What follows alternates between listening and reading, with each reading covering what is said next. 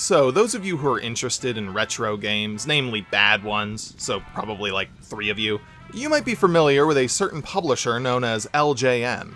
If you've ever watched AVGN, you'll probably know them as Laughin' Jokin' Numbnuts. They've made games for all sorts of consoles: NES, SNES, Genesis, Game Boy, you name it. Almost all of them sucked.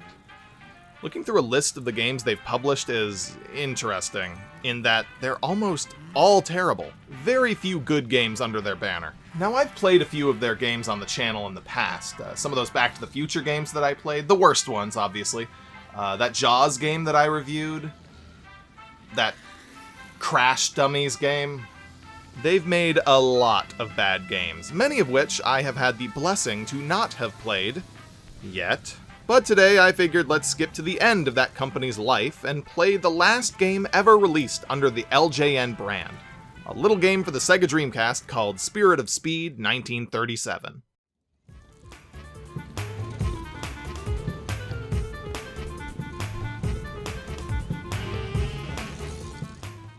This is an interesting concept. I can only imagine how they came up with the idea to make this a game in the year 2000.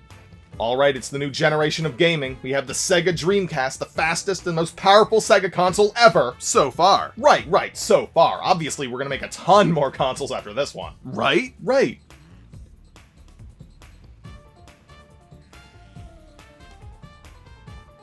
So it's the year 2000 right now. What games are popular? The Sims has really taken off. A new Zelda game's coming out for Nintendo soon. That's gonna be big. Sports games are really popular right now. There's a new racing game. I mean, yeah, sure, racing games are still decently popular. A new Need for Speed just came out, a new Gran Turismo. Single-player, slow-paced racing game set in 1937. I mean, that sounds like an idea. Look, what do children like most in their video games these days? Good graphics, good music, fast and fun gameplay, violence and guns. The year 1937. Children love 1937. It's like the best year. There was the Spanish Civil War. Paul Kerr won a Nobel Prize in chemistry. Who? The Yankees beat the Giants 4-1. And don't even get me started on the Hindenburg disaster. Yeah, you get it. Like I mentioned a second ago, this game has no multiplayer mode. To be honest, I'm not a huge fan of driving games. I really don't see the appeal of realistic driving games where you race computer opponents, but if it at least had multiplayer, I'd get it. Racing against friends is fun, and even if it didn't have multiplayer, I may not enjoy it, but I can at least understand the escapism of it. The idea of the feeling that you yourself are driving fast in a rad sports car, that's cool. But who in the hell dreams about going back to the 30s to drive? Wouldn't that be the worst time to drive a car? I mean, maybe there's a good idea in here somewhere. I mean, there probably is. Anything can be a good idea if it's done well, but yeah, I really just don't see it in what we have here. So what do we have? We have this. Oh boy, it's one of those games. There is nothing to say about this. There's nothing to rage at. LJN makes awful games, typically, so I expected more from this. Or should I say, less from this. Honestly, I'm disappointed. This is LJN's final game, and we just got this? It's a simple racing game. You pick your game mode, you pick your car, and you race.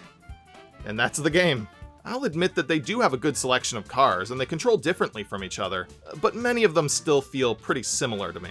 And honestly, this game is such a bore that I did not want to spend an extended amount of time with each and every car to learn the intricate differences. This really is the whole game. It's just this. For hours. Have fun!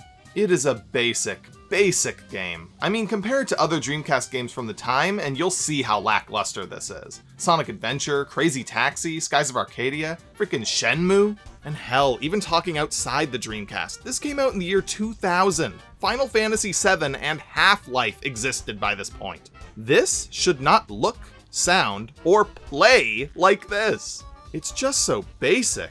You have an accelerate button, a brake button that barely seems to work, gear shifts, a button to show your car's status. Look, this is all fine and good. It works on paper, but it's just boring. I can't even complain that the game's controls are broken or anything. I mean, they're not particularly great, but they mostly work, I guess. Or maybe they don't. It's hard to tell when I'm the one who's sucking and when the game just controls bad. But like, either way, there's nothing here. Most of the time, you're just driving alone on a road with very loud engine and tire screeching sounds screaming in your ears. Oh, get this. I messed with the audio settings to turn down the sound effects and the car sound effects, and I just wanted to have the music up higher.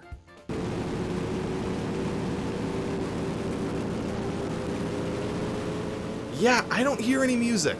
Like, wow, glad I turned the music up in the options menu, because listen to those rad beats, I'm really rocking out. The only music I found in the game was the title screen and menus. The actual game has no music at all. How backwards is that? I want music while I race. This doesn't even feel like laziness. I mean, they made music for the game, they just decided not to include it in the actual game part.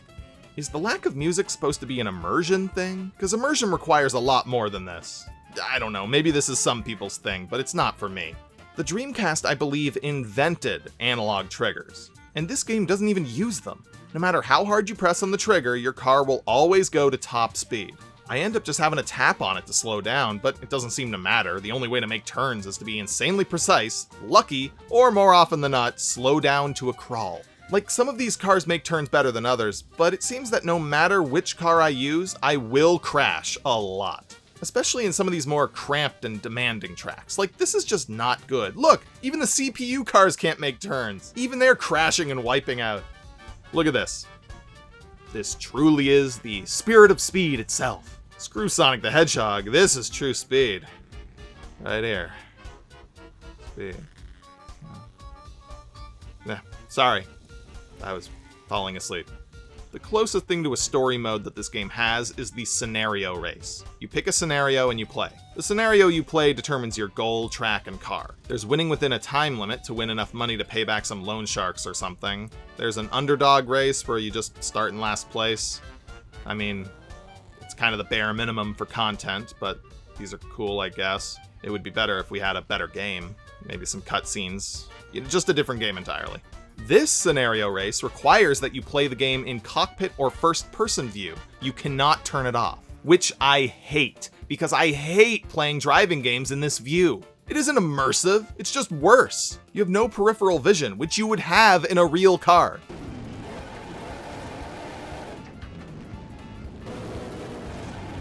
This is impossible. I cannot tell what I'm doing in this view. It is beyond disorienting. Every time there is a turn, it honestly feels impossible. This game is horrible. There's a tournament mode, where they don't let you choose your car. Sure, why not? In terms of graphical fidelity, the game looks like a game.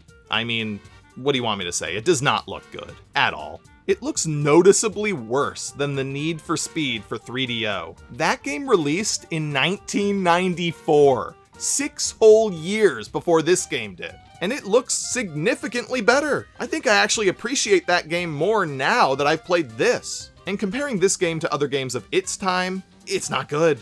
It's just uninspired. There's no real artistry here, it's just unimpressive.